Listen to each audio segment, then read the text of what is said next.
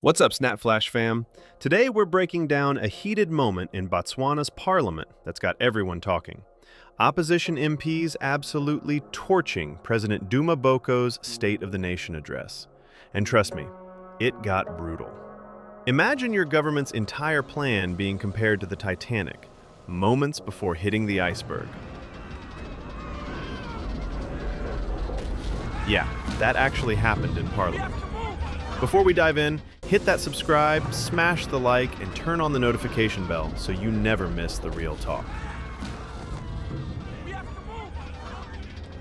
Botswana's parliament exploded into one of its most intense sessions in years after the mother of the house from the Botswana Congress Party went straight for President Duma Boko's leadership.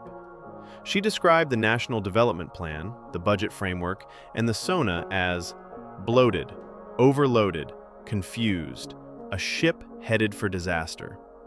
She accused President Boko of running the country like a one-man show. Her words? If you disagree with him, you're stupid. If you question him, you're uneducated. And if you challenge him, you get humiliated.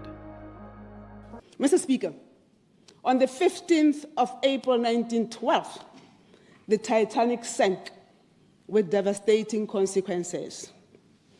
It had been said that the captain of the ship interviewed before the ship set sail said about the ship, even God himself couldn't sink this ship. What lack of humility. Mr. Speaker, this NDP 12 plus this BTP,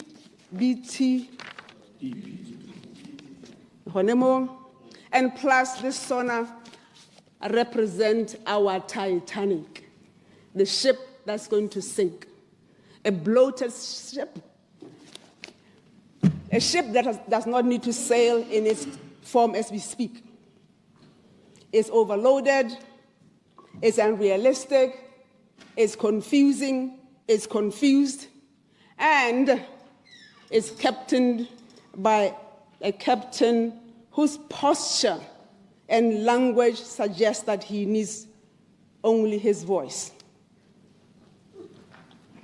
I think it is a matter of fact that His Excellency expressed the view that sometimes he listens only to himself.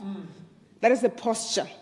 And in fact, this posture is amplified in many things that he has done. Let's see, for example, the captain of the ship. If you disagree with him, you are stupid. Clarification. Your grammar is bad. Hey.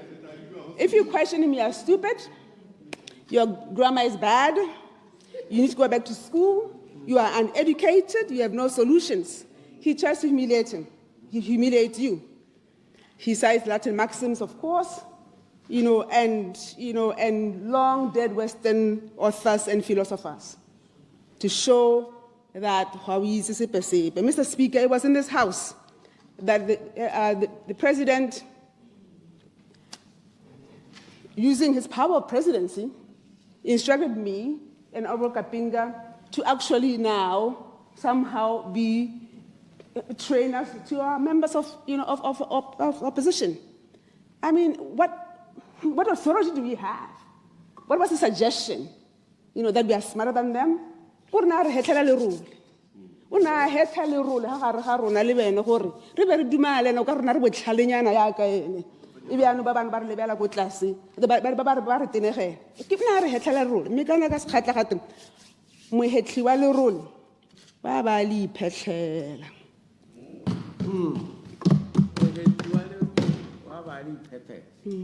Mr. Speaker, he promises to deliver.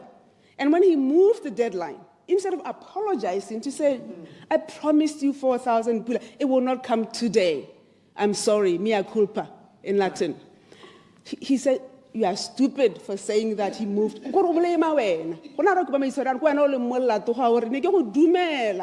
would I 4,000 people? How would I 100,000 jobs? Yeah, how would you guy?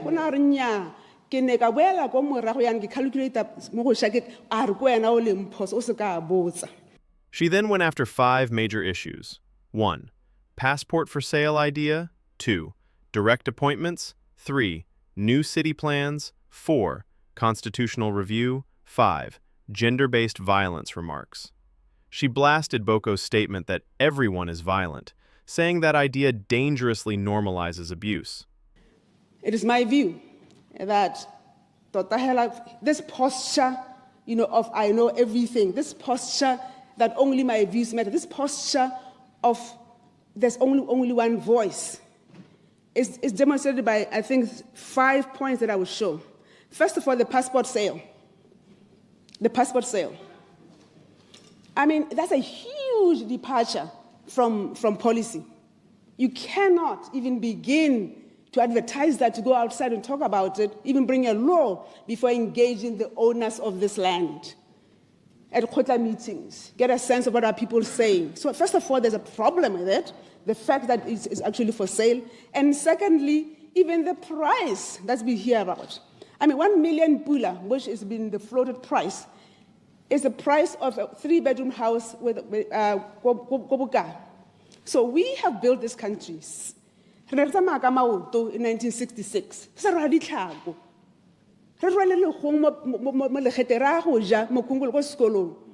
and then somebody's going to walk through this door, and just after all this we were built, and get a passport and an omang, and then queue with me, and Odiland board queue with me, at CEDA queue with me, and NDB.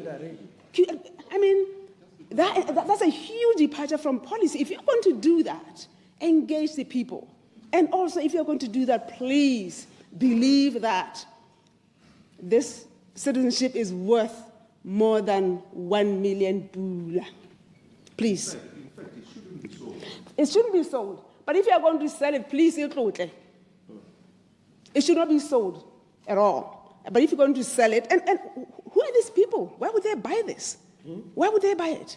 Why would they buy it? You have to ask yourself, who are these people?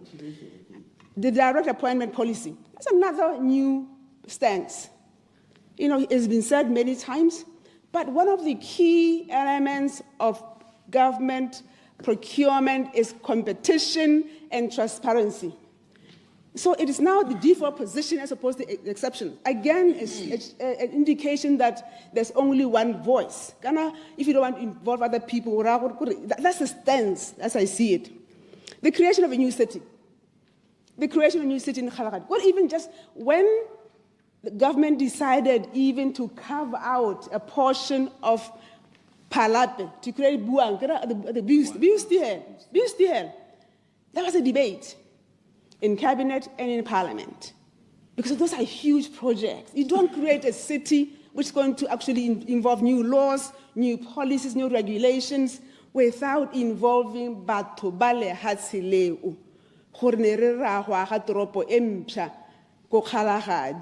That is something totally with a statement to this house.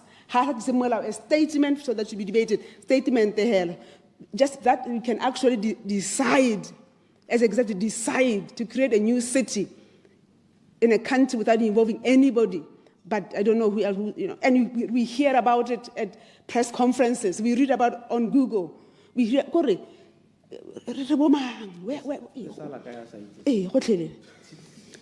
the constitutional review process. That's another indication, of a stance of only one voice matter. Because if we remember, the last process collapsed because of process. The last process, constitutional review, collapsed, not because of content. Content, yes, was bad, but process was very important. Process. Say la everyone ka yone betso gatte bodiba jo bo jileng ngwana ga mmago e re o bo bona o bodikolo bodiba bo jela ro mkra bo ba constitution. That cabinet and or His Excellency can decide without involving the people that they're going to decide on the process of overseeing the process of constitutional review. Dr. Hela, again, is a stance of only one view matters. GBV views, the GBV issue. That's another, when the president actually announces that we are all violent, that even in his house there are violent people. He's actually normalizing violence. The truth is, not the many men I know are not violent. The many men I know in my life and in my circle are not violent. Violence is an offense, and just like any other offense, you find that offenders are generally in minority. Thieves are in the minority. I get it. It doesn't. That's why more people are outside prison than in prison. It doesn't matter what offense it is. Generally, the majority of people want to be, proper, normal, observe the law. It's only a section. So I guess what's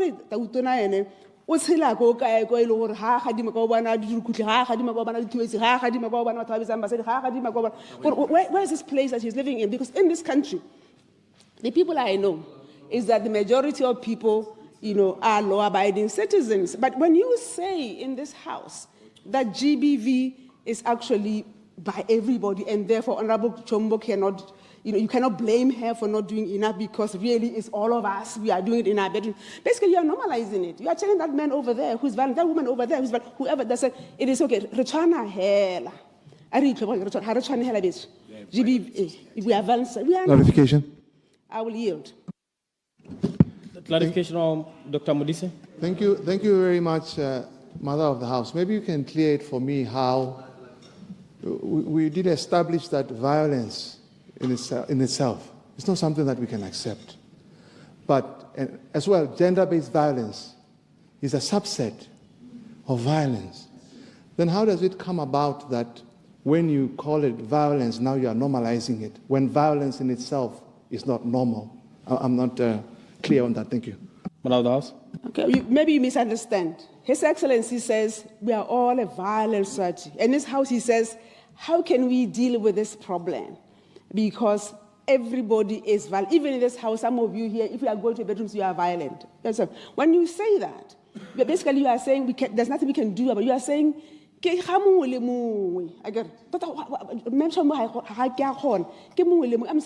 saying, well, no, that's not true. There are countries that are dealing with this problem. Of course, like rape, like any other offense, there will always be offenders. There will always be offenders in the society. It's how you deal with them and why you deal with them. How you deal with them, that's important. And also, and I don't have the time, and perhaps at the right time, I can discuss with you what I believe are some of the igniters, of violence in particular country. One of them, I can tell you, is obviously 37% of youth are unemployed. It's drug use. It's unhappiness. It's people without jobs. So basically, when people are unhappy, they are more likely to be violent to those people closest to them because out of frustration. So if you can give us 100,000 jobs, if you can give us, all the kids can go to school, if you can have people have actually, they can actually have visa and actually leave their parents' homes to go and set up homes, you will see that there will be more happiness. And generally, I'm not saying it would go away. Yes.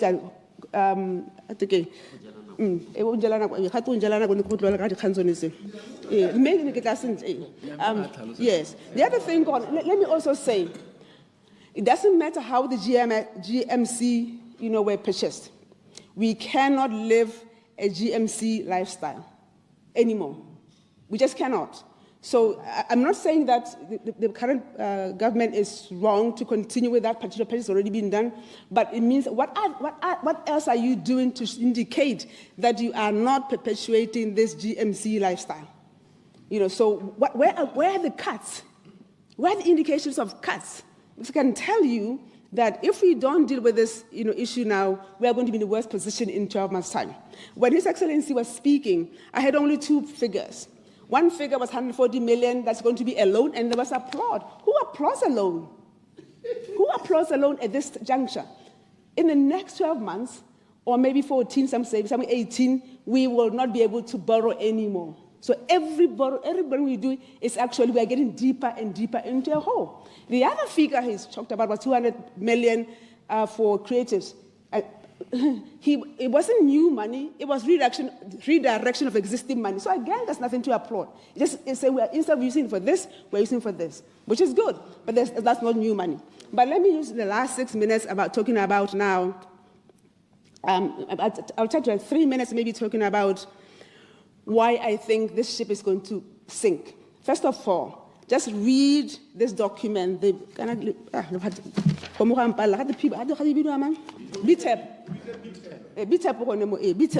Look at it, especially from page 130 go onwards. Dreams, dreams, dreams. And you are setting up Honorable Mayele for failure. Mayele, in 2029, you'll have 60% of high school leavers in tertiary. We've got 3 years.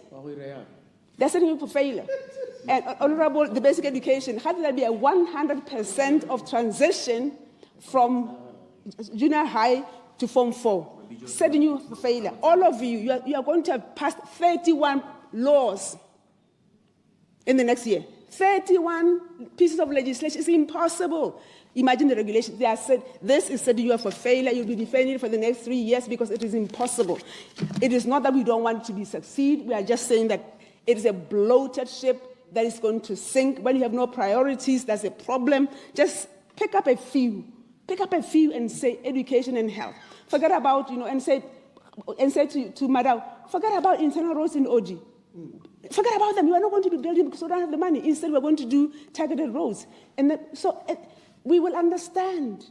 Right? We will understand because we know what in this house last year, when there was no money, some said there's no money, they were saying GAPS is down. You came in and found out GAPS is not down. There's no money for GAPS to give to anybody. So I'm saying reprioritize. Reprioritize. Stop dreaming, reprioritize, and have a realistic path because it is possible. Do you think the opposition is being honest watchdogs, or are they just political grandstanding? Drop your thoughts below. Don't forget to like, subscribe, and hit that bell. Real stories, real people, real impact. The final warning? She compared Botswana's future to the Titanic, saying if this ship keeps sailing the way it is, iceberg, right ahead! Thank you. Everyone sinks, not just the captain. As always, keep questioning. Stay informed. This is SnapFlash. We have to move!